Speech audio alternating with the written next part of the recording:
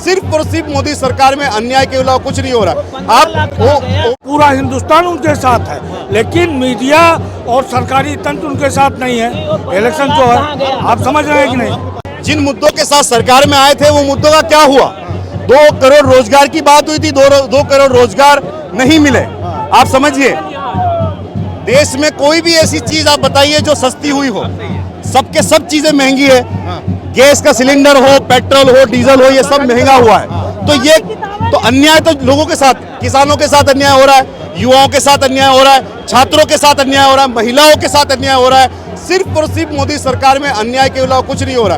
आप ओपीएस की बात थी, ओल्ड पेंशन स्कीम बंद कर दिया, बुजुर्गों के साथ अन्याय हुआ, तो कहीं पर भी न्याय नहीं हो रहा है। राहुल गांधी जो सामाजिक न्याय की बात करते हैं, आर्थिक न्याय की बात करते हैं, आप जो 500 रुपए की शर्ट खरीद रहे हो उसमें भी 18% जीएसटी।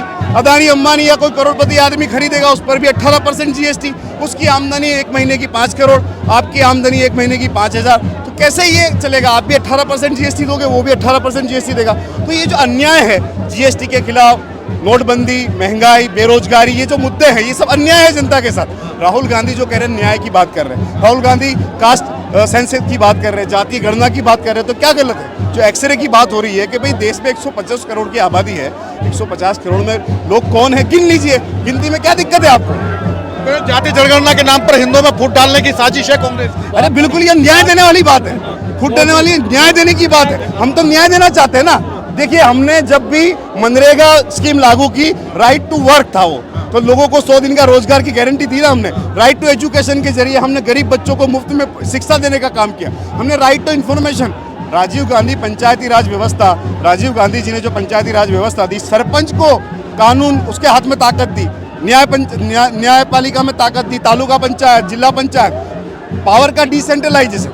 हम चाहते हैं कि जो एसेट है देश के वो सबके पास होने चाहिए, सबको मौका मिलना चाहिए। ये जो आर्थिक असमानता है, अमीर और अमीर होता जा रहा है, गरीब और गरीब होता जा रहा है, तो इसको दूर करने का यही एक तरीका है कि किसको मौका नहीं मिला।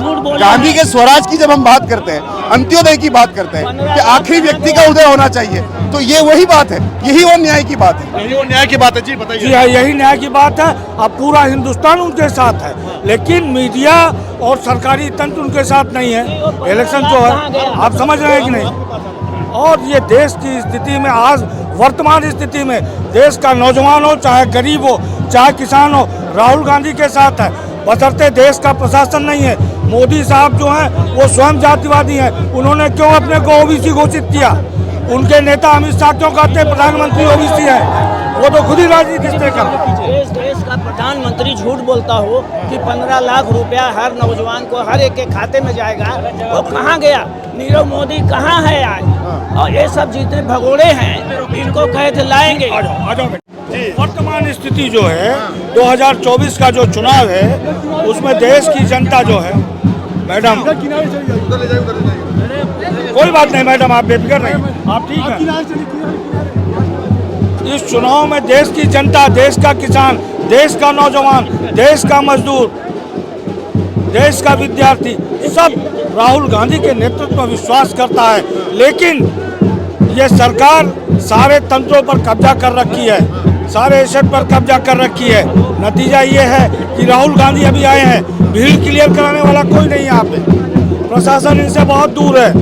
अपने बल पे ये व्यक्ति लड़ रहा है अकेले, कांग्रेस में भी लड़ रहा है और कांग्रेस के बाहर भी लड़ रहा है।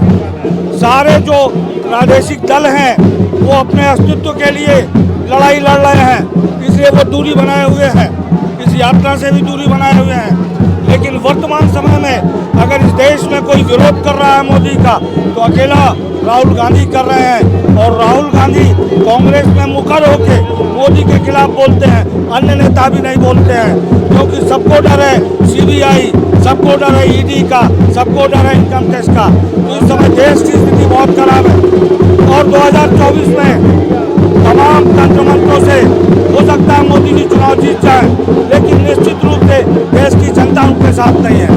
देश की जनता साथ नहीं है। वो 400 पार का जो नारा दे रहे हैं वो क्या है? वो 400 का नारा है, वो तो जुमला है। और वो तो आज ये भी कह सकते हैं कि हम 500 सीटें जीत लेंगे, क्या फर्क पड़ता है?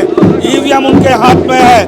मशीनरी उनके हाथ में है, पुलिस प्रशासन उनके हाथ में है, जहाँ भी होगा अपना काम कर ले जाएंगे, कोई दिक्कत नहीं है। इस देश में तब तक ये चलेगा जब तक जनता स्वयं लड़ने को तैयार नहीं हो जाती। जब तक हिंदू मुस्लिम रहेगा बीजेपी जीतती रहेगी।